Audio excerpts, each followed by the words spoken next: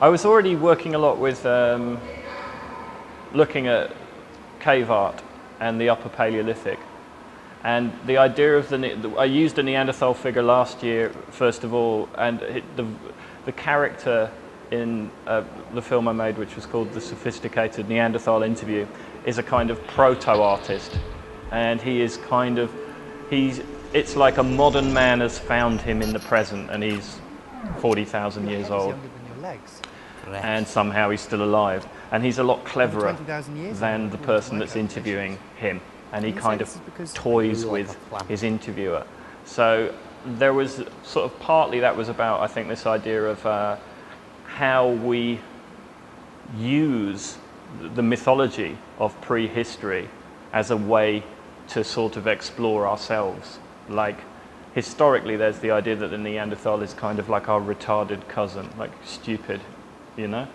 And what's been happening in the last few years is that this idea of the human Neanderthal separation is shrinking, and it's sort of, I think we're moving to a point where it's almost like the Neanderthal is us, or is inside us, rather than being a separate entity. And this is something that I'm taking on in this new work, Neanderthal Container. The idea that the Neanderthal is contained somehow is sort of partly about the idea that the Neanderthal is part of us. In this new work, Neanderthal Container, we're seeing a Neanderthal figure falling through the sky from out of a plane and to Earth, repeatedly hitting the Earth. And as it's falling, we're seeing different Neanderthal characters popping up and talking to each other. And it's not clear whether these characters are inside the body, the falling body, or there are something outside of it which is controlling it, or if it's controlling them or if they're controlling it. It's sort of unclear. But this sort of, it seems like there's a kind of, to me, almost like a sort of evolutionary metaphor, like a broader sort of poetry in the idea of this constantly falling, smashing human figure, sort of early human figure, you know.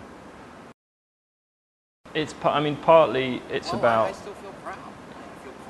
wanting to make a version of the character which explores the idea of its human characteristics, like making a Neanderthal which is a way to who has a lot of very contemporary problems, like you know. So it's like a mirror. My Neanderthal is like a mirror for the present, I think. There's a kind of, they're quite different, these characters as well. One's like an elderly academic who sort of is sort of trying to theorize things, but it also keeps falling asleep.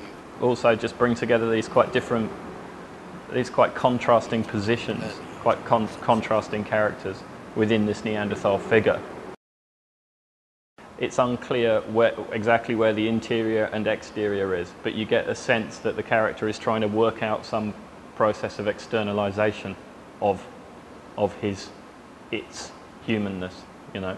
And I think this one that you said described as the mutant, like part of the idea with that was that it would sort of mix the idea of a kind of cave wall with proto-human features.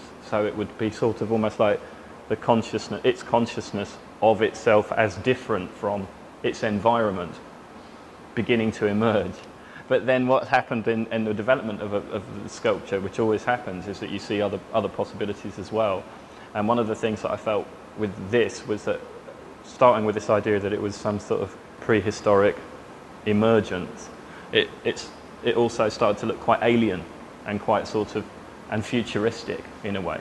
And I added this Yamamoto tracksuit design onto its shoulder to give it this sort of almost like sort of hipster tattoo. You know, like this idea of the fetishization of the old or something, which is sort of something which people are quite preoccupied with in terms of their contemporary identity. I think so, and I feel like this character is sort of like in crisis, you know, like this version of the Neanderthal is more like the academic version that we see, the older chap that we see in the film, and who talks about making a new some sort of new version of his own consciousness, and it sort of suggests that he's working on making a human, that he's a Neanderthal that wants to conceive of the human, that wants to make the human. And when he says this version starts screaming, you know, as if maybe this is some kind of maybe this is his exteriorization of the human, and it's immediately having a terrible time.